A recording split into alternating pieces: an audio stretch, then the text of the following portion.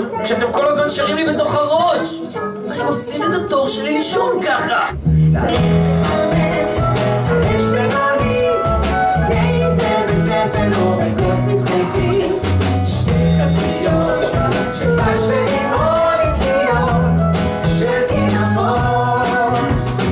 קוראים לי אביב.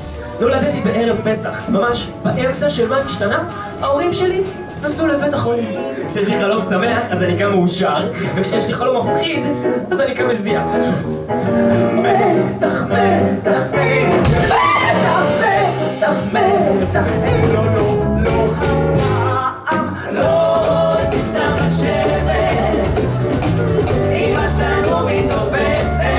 ואז צריך להיכנס לפריז. מתחת לבור יש כמה כללים, כפתורי הציפית כלפי חוץ או ליד הפנים. עכשיו רק נותר לי להחליט על איזה כרית אני ישן הלילה. יש לי חלום, חלום שחוזר כל לילה.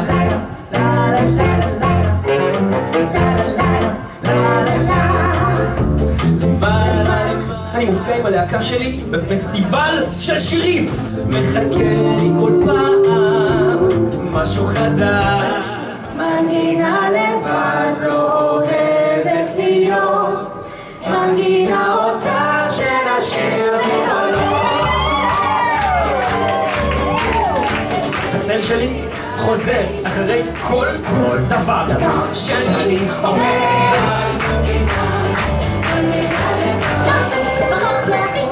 שקט! די, אני רוצה לישון, זה ממש מפריע. כי ככה זה, ואתה לא תפרה אותה.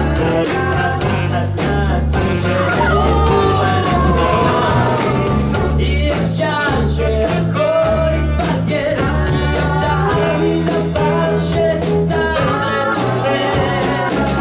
כדאי שאני אחשוב עכשיו, טוב טוב, איך אני הולך לקבל רפואת השיניים את הכדורגל שאני חולם עליו כבר איזה חודש. אי אפשר